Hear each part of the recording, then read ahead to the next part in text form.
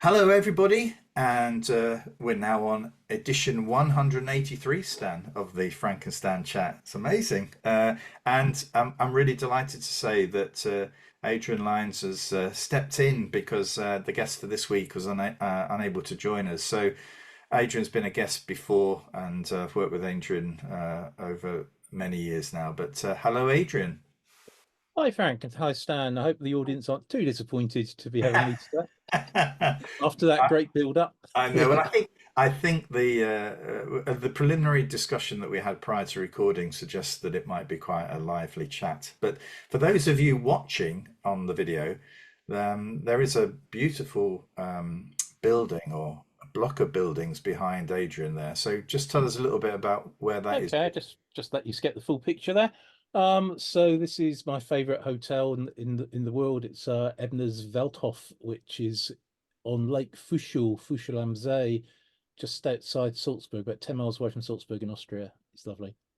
I remember I visited Salzburg once, and because of the Sound of Music connection, and yeah, it's just an amazing place. And it is wonderful to actually walk down the tree-lined area where the Sound of Music was created. And Yeah, Mirabelle Gardens. oh yeah, it's just yeah. Having seen that film, well, at least my wife, I don't know how many times she's seen it. It's her favorite film. But anyway, Quickly backing away from admitting that he likes songs of the Sound of Music. oh Stan, I've been rumbled. Yeah. Actually, I have to say, my favorite film is The Witness.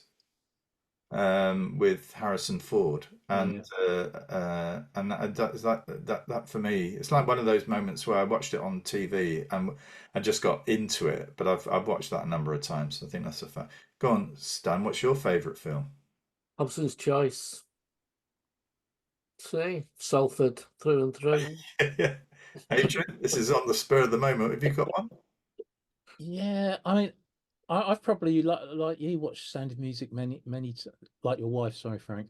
Watched the Sound of Music many times, but yeah, the trouble is it's not very professional to blub through it, is it? Which is what No. I tend to do.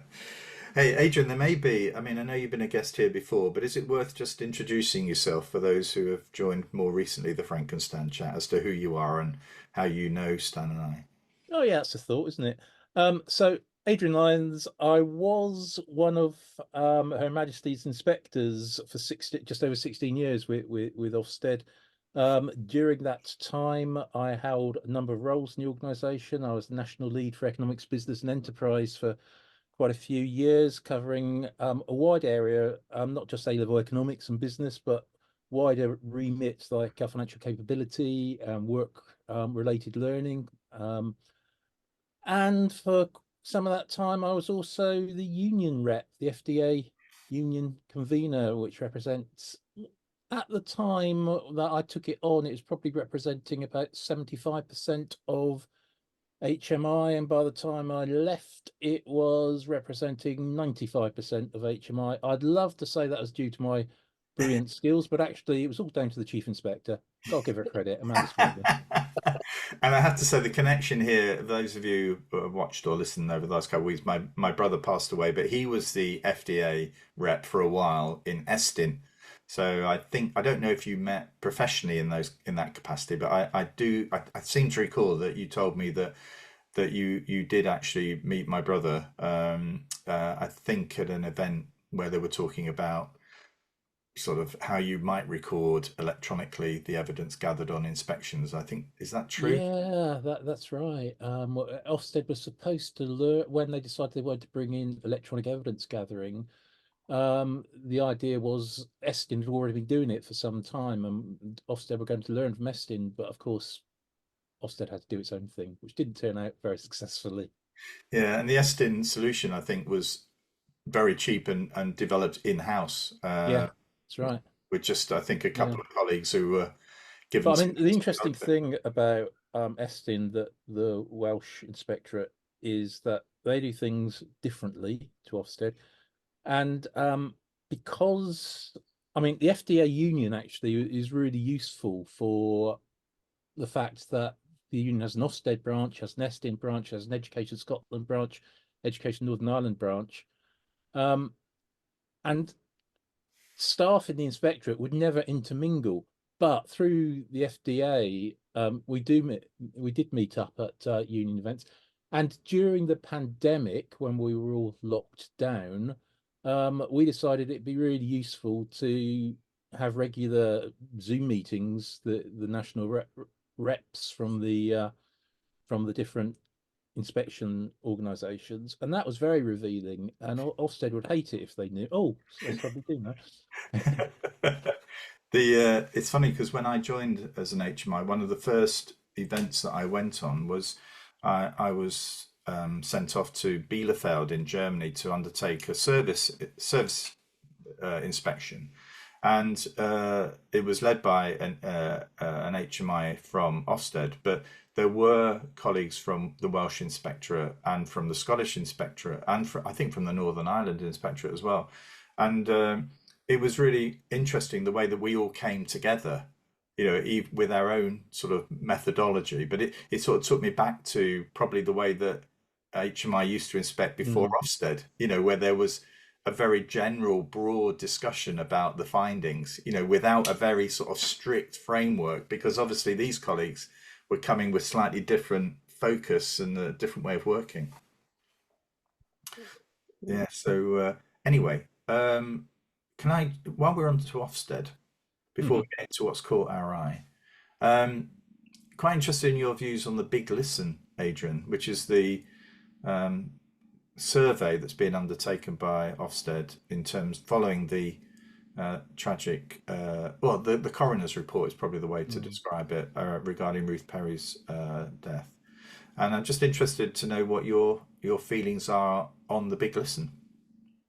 Well,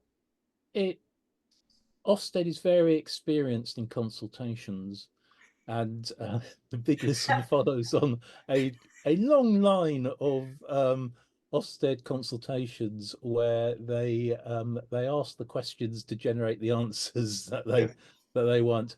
And I mean, the questions in the Big Listen are missing the big questions, really, aren't they? Yeah, they are. The really important fundamental things just aren't there. So yeah, put out a questionnaire, get some feedback which shows that everybody loves what we're doing, and that's the Ofsted way. Yeah. I mean, have you looked at it, Stan? Have you had it? Only briefly, but I got angry at the fact that I couldn't actually, if I'd wanted, I haven't didn't put any answers to it, but I just felt as though the answers I wanted to give, there wasn't the opportunity to do that. And at that point, you just think, it's yes, Prime Minister, isn't it? And the how do we make people want to do this? We ask them these questions, and then we use that, as Adrian says, we use that data to show that we were right all along and press on. If for colleagues who haven't used it, sorry, Adrian, who haven't used it, it's a bit like they ask questions like, should cars drive on the same side of the road? That's the sort of thing, and it doesn't ask questions, as I think Adrian was saying, about grades, whether grades are a good idea. It doesn't actually ask questions about whether sufficient consideration is given to the school's own self-evaluation. The importance of that as a evidence source. It doesn't talk about the use of data. It doesn't talk about lesson observations. It doesn't talk about engagement with governors. In that way, it just avoids, for me, some of the most pressing questions within the system. I did fill it in, but I found I couldn't actually answer the response boxes because the responses weren't anything I wanted to say. So I just used the free text to say what I wanted to say. I don't know if that will actually ever be recorded, even, because I suspect that the numbers are so great to actually make it impossible. I think it's funny when we've done this. I mean, I've been involved in this for the development of frameworks. And I'm responsible here, so I'm revealing stuff that that in a way I'm a little bit ashamed of now. But what happened, I can recall, although I can't recall the detail of it, I do recall when we consulted on a framework in the past, there was an element of the responses which were overwhelmingly negative. And what happened was Ofsted were determined, and that's not me so much as Ofsted, the senior managers above me, were determined that what was being proposed would go ahead. So they were quite selective in choosing the group that they referred to. And they invariably would go back to the parents and carers' wishes, because that is the least, I don't mean this in a negative way, but the least professional element of the responses, the least informed group about how inspection works. And they would draw on that as the lever to get that that issue through, because invariably, the parents and carers would be more positive about something which was phrased or framed in such a way that you could but disagree, but could but agree with it. That they would use that as the mechanism to get, to push the proposal through. So I fear for me that, unless and there's a clue here, but unless somebody else steps up with an alternative, we do need an alternative survey, I think, in order to have something to contest what Ofsted are going to report from their findings. So yeah, more on this in due course, perhaps. Anyway, okay. Good week, Stan. Have you had a good week? I have, yeah. It's not been bad. I'm just trying to remain calm now, because I'm immediately after this I've got to go and have my blood pressure tested. So I need to be relaxed through this and not get irate at Ofsted or anybody else. Good luck with that, Stan. Yeah. Okay, well, let's kick off then. What's caught your eye this week, Stan? A report from the Institute of Fiscal Studies on the benefits or not of Sure Start. Sure Start for me was a fantastic start to education for young people, early years people and families. And I did get the pleasure of visiting a couple of centres when I was an advisor, and was blown away by the connections that Sure Start Centre made with all other agencies, and how it pulled them together, and how you would see 16-year-olds who were pregnant at the same time as mothers with small children who were possibly their mothers, and agencies working with everybody. And I just walked away from it thinking this is how it should be. And of course, it ended when Michael Gove pulled the funding for it. But this says, and it's only the first two paragraphs I want to just read: access to Sure Start centres between the ages of 0 and 5 significantly improved the educational achievement of children, with benefits lasting till at least GCSE age 16. Children who lived within a short distance of a Sure Start centre for their first 5 years performed 0.8 grades better in their GCSEs. These are average impacts across children living near to the centres, regardless of which family they are. But this, I think, then, there are much larger impacts for those from poorer backgrounds and from those from non-white backgrounds. By the time they took their GCSEs, effects were 6 times higher for those eligible for free school meals than those not eligible. And they go on, the report goes on to show the cost effectiveness of it in terms of the fact that the children who attended them, or not necessarily attended them, actually, they use a distance from it as a measure, 2.5 kilometres, pram pushing distance, they describe it as. But there's benefits in the reduction in special educational needs, and the immediate rise with more children being assessed, but then by the age of 11 and 16, between a 3 and 10% drop in children needing that support because it had been put in early, and the financial benefits outweigh the costs. So I just think for those people who worked in those Sure Start centres and worked so brilliantly in them, there's something here that said, yeah, you were right with what you were doing. You were right to say it was working. And, whether the next government will decide to do something similar, I don't know. Well, the current government has decided to do family hubs, which to me feel like the sort of cheap version of Sure Start centres. Yeah. But what, And do you know somebody in the government, I think, had yes, already got the website Family Subs. they had, yeah, and that was then promoted by the Children's Commissioner as one of the recommendations in a report that she produced. It all felt a little bit too close, but I don't know what Adrian's view here is, but I dug out the 2012 report made by Ofsted to Parliament about the effectiveness of Sure Start centres, and it talked about quantitative data does not paint a strong picture of regular attendance by target families or of improved outcomes for those target groups. Now, that suggests to me that in the short term, it was difficult for Sure Start centres to get that sort of strong linked, evaluation. And it's made me think again about, well, actually, I think if you ask 9 out of 10 people, they would say, yeah, Sure Start probably going to be a good idea. At the time, probably more people thought it was a good idea. But actually what we've got here is the fact that those Sure Start centres couldn't prove their immediate impact. The impact in a very short period of time was probably beyond them. And so in effect, we should have just sat with it and said, well, it's probably going to work. We just need to give it more time. But there was at the time a political drive because I remember doing survey visits, Adrian, as part of that, where the hypothesis produced by the lead HMI was that actually they've been taken over by the middle classes. That, is that true?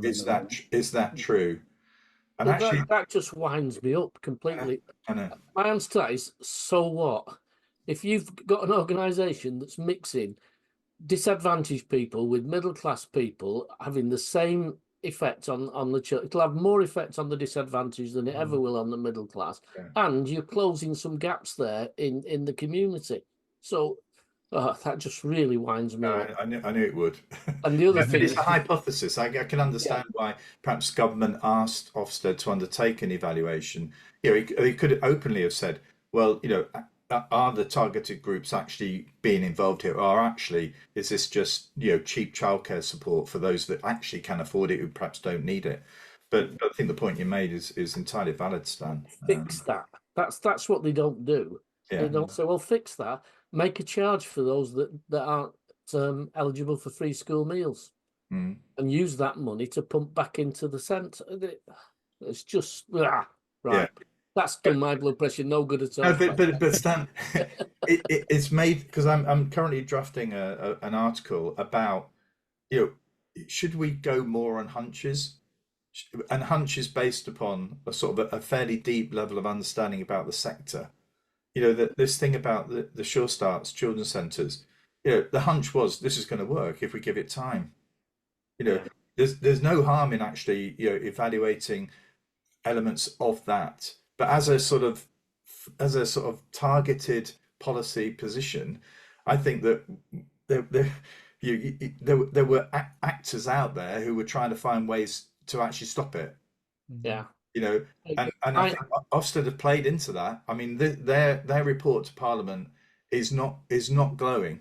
Some elements of it are, but it's highlighting short-termism, really, or even medium-termism attitude to this. When in fact we should just said, no, this is probably going to work if we give it time.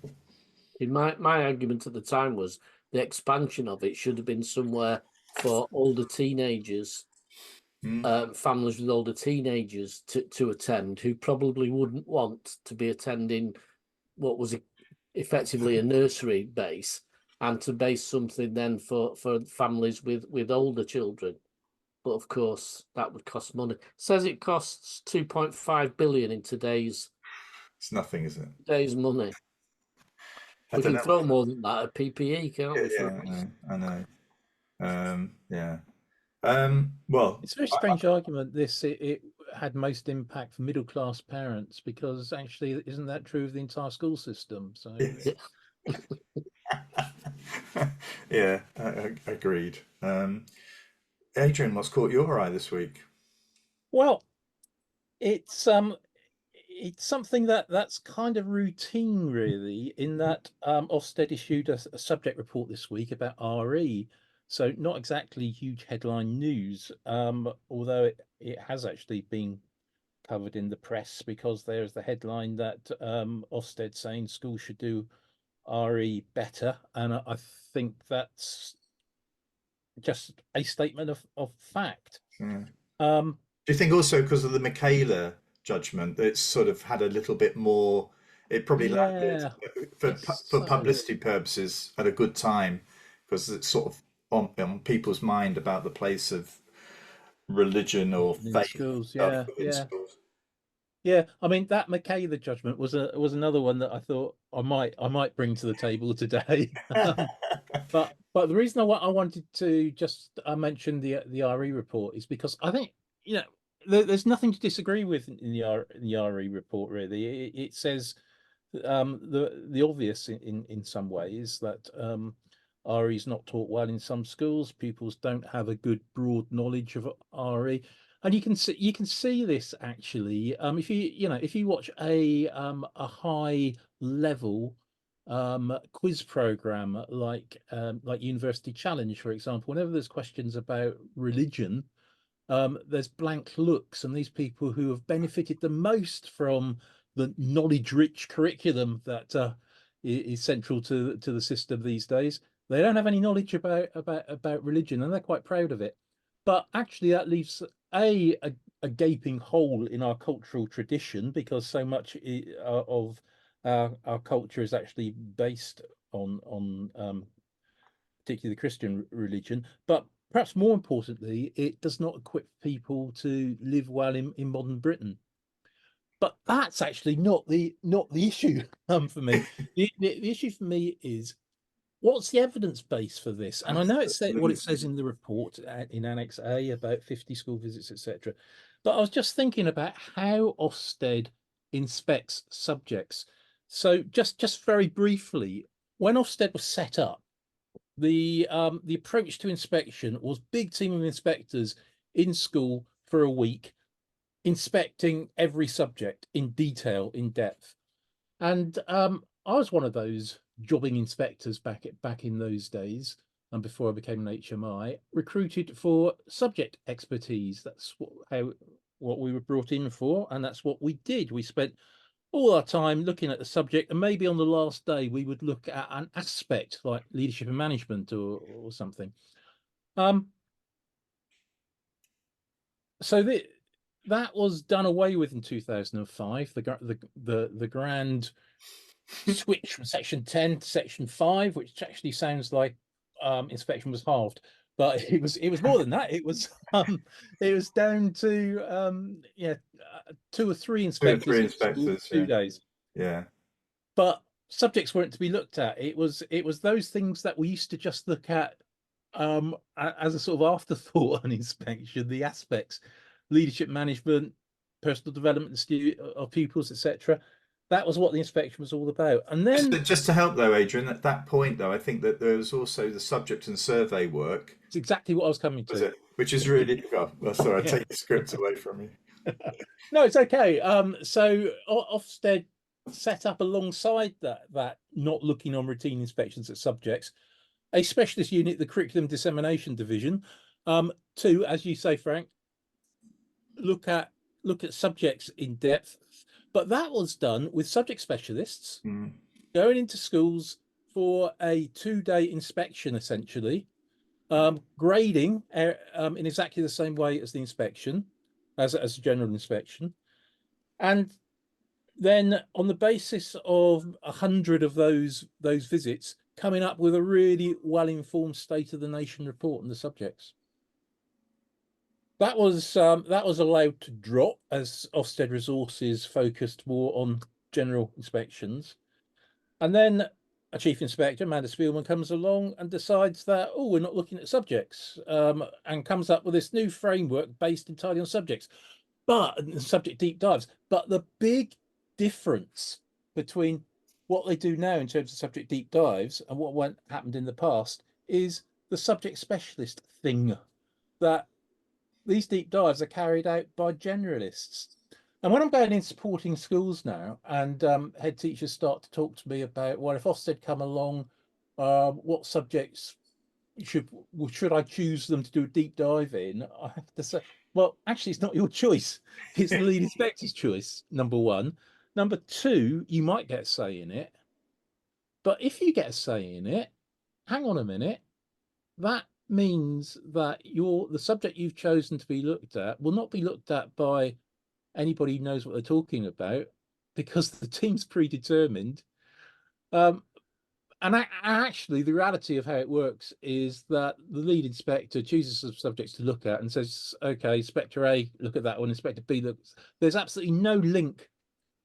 And again, this evolved too, because when the original plan was set forth for these subject deep dives, they were going to be done by subject specialists. And that would have made sense. And then Ofsted decided that actually that would be far too difficult to program. Yeah.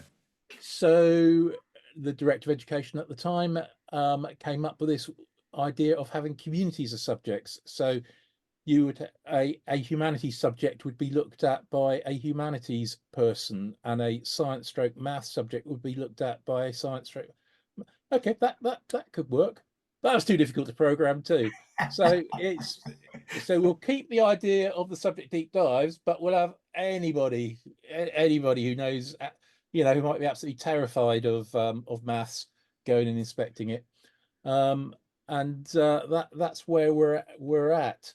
So there was a phrase in the RE report that talked about a superficially broad curriculum often lacked depth. And when I first read it, I thought, because I was just skimming through the report, when I first read it, I thought, oh, that's talking about the approach to the subject deep dives. Apparently not. It's for me, it's how there is a requirement. I think there's still a requirement for a report to Parliament on the effectiveness of the English system, education system. And I think most people, talking about parents and carers, the general public, would be pretty shocked if they knew that actually the evidence for religious education from Ofsted this year is predominantly coming from about 50 visits. Because as Adrian Gray's work has shown, RE is a subject that's very, very rarely picked up for deep dives within the Section 5 arrangements. Well, yeah, Adrian Gray did a survey of which subjects were picked for deep dives, and I mean this just illustrates the randomness of it all. So in primary, so this is the year July 22 to March 23 was the time period, and in primary it was 5 deep dives out of 364 deep dives in that time. In secondary, by coincidence, it was 5 deep dives, but it was 5 out of 465 deep dives. So my question will be: was it the same inspector? Was that one their their favourite? Well, it's funny you should say that, Stan, because that the lead inspector's preference does. I mean, when I was leading inspections under this framework, I would give myself subjects that I was interested in, and so business education is one that is quite rarely looked at, but it's sometimes looked at, and I suspect that is the same inspector. The issue in primary, though, Stan and Adrian, is that I've heard that knowing that you're not going to be inspected on a Monday, you timetable the areas that you're weakest at on a Monday. Yeah. And so just particularly when you're in the window, the Ofsted window. So again, this is sort of the negative impact of inspection on children's learning experiences. And you ensure that in the middle days, or the prime days for inspection, you're invariably, because I think on Adrian's list, history is one of the areas that's. It's in primary. It's reading, not surprisingly, comes out on top because you have to do a deep dive in reading in primary. Then it's maths is almost up there, 97, I think. And then history is next at 46%, and then comes geography at 27%. So yeah, it's reading, maths, and history if you're in primary. And Adrian, I mean, you've got this business economics focus in your work, looking at the requirement for the economy to develop. You know, it's staggering where computer science, technology of any sort, how infrequently those are focused in on during Ofsted inspections. Well, again, Ofsted, when the framework came in, it was all about the curriculum. But it turns out that Ofsted has a very narrow view of the curriculum, despite actually when it came in talking about curriculum broadening, and we've got to make sure that primary schools are doing the full range of national curriculum, and we've got to make sure that there's a 3-year Key Stage 3 covering all the national curriculum requirements. Actually, it's quite a narrow curriculum, so there hasn't been anybody responsible for DT since the framework came in. There's still no curriculum guidance on that. Okay, I'll put my hands up, but I do have a vested interest here in that. As I say, I was the national lead for economics, business, and enterprise. That role was scrapped because that's not something that Ofsted are interested in. You can still do deep dives in that subject, but my subject area also, as was pointed out to me by the curriculum director in Ofsted when I was talking about enterprise, that's personal development. And personal development, might get an hour and a half on an inspection if they're lucky. And so that goes into the whole area of how pupils are prepared for the world of work, work experience, careers education. It's all pretty superficial. Yeah. I think I mean, before I move on to mine, because I know we're running out of time here, but the issue also is around how all of these Ofsted subject reports fit together as a brick wall. Because I think there was criticism in the RE report this week about the expectation as to how much time should be spent teaching it. And it appears that every specialist report, is inching more and more minutes, more and more hours for their subject. And it doesn't look as though anybody in Ofsted has actually thought about how do all of these reports actually connect with each other? Because if we lay them all out, bearing in mind some of them haven't been produced yet, all of them out, there is simply not enough time in a school week or in a calendar year at school for them to deliver on all of the recommendations within these reports. You remember, Frank, in the very first framework, where you had to, as a school, you had to identify how much time you were spending, what percentage of the time you were spending on the various subjects. Yeah, that was the biggest load of nonsense I've ever filled in myself and ever read in other people's.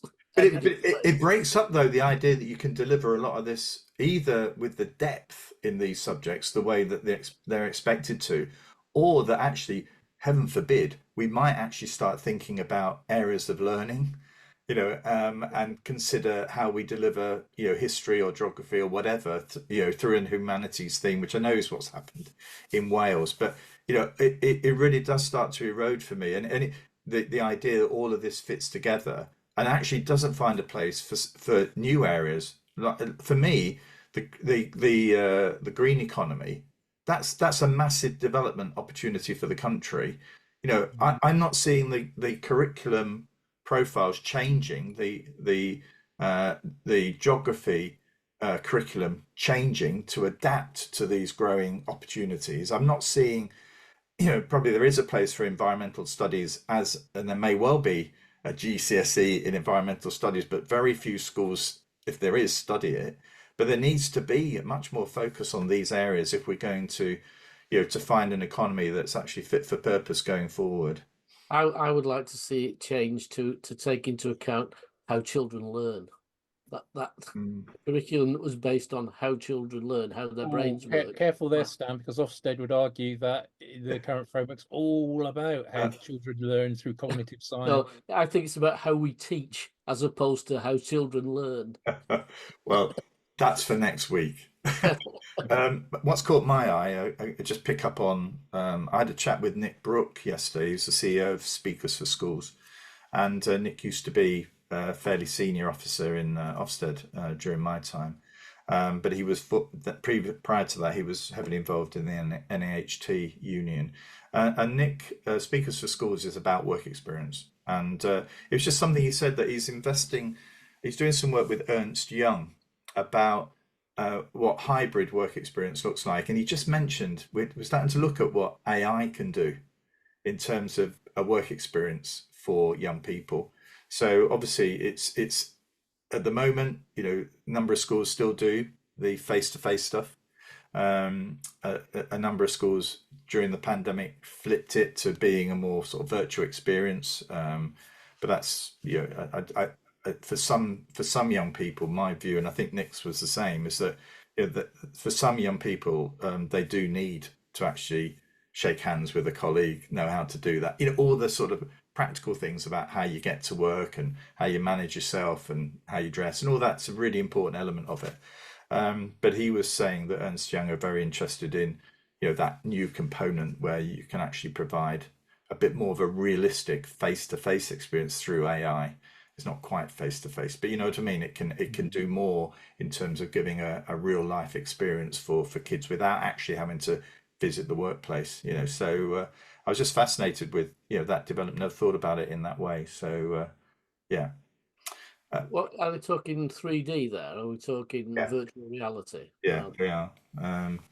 So well, it's increasingly important that because the way people work has changed significantly. So schools are finding it a real challenge, not just the traditional challenge of finding enough work placements, but the fact that, well, actually, a lot of the work that people do, they're doing at home, and you're not going around to their house. yeah. So, Yeah, I agree. I mean, he was just a little aside, Adrian, is I've said to Nick, when he does his school visits, can he email me as soon as he sees a lathe being used? And then, so there were two categories: when he sees a lathe and when he see it being used. And actually, you might say, well, going into robotics and things like that, those sorts of skills are perhaps may not be relevant for the future economy as they have been in the past. But if you're looking at personal satisfaction, enjoyment in life, a skill that you can use as a hobby or whatever, some of those skills are really useful. And there are times at home here when I wish I had a lathe and I wish I knew how to use it. Frank, You've got one. My dad's shed has got a lathe and a milling machine in it. You are welcome to them if you want to get a large lorry and pick them up and send them to your house. I'm not going to take off your dad's old lathe just to get rid of it out of your dad's shed. But yeah, I mean, it just gets to the heart of, what, for me, it made me think about, well, the value of education, and it's not all about the economy. It is about personal satisfaction and enjoyment and what have you. So it's funny you should say that, because this is totally unplanned. You had absolutely no idea. No script at all. If you're familiar with a publication called Forum, I've got a rather lengthy article in the next edition that talks about this very thing, what the purpose of education and the current curriculum. So well, if you can give me the link, we'll make sure that link is at the end of the video. Okay, but it's not published yet. It's the next edition. So when it comes out, I'll let you know. Let us know, and we'll plug it on here. Okay, well, a longer chat than normal, but a really interesting one. Thank you for stepping in, Adrian. It's always a pleasure to have you. And also, Adrian, you're going to be receiving a rather different Frankenstein chat gift coming down the line. So you will be the recipient of the first one, because people that come back to chat to us, they're going to get a slightly different gift. So I'll wait. Brilliant. That enjoyment's probably going to come to you sometime next week, and it'd be great if you could take a photo and put it on Twitter somewhere. But anyway, thanks everybody. Thank you, Stan. We'll be back next Friday, and all being well, we'll see you all then. So thank you. Okay. Bye. Bye. Bye.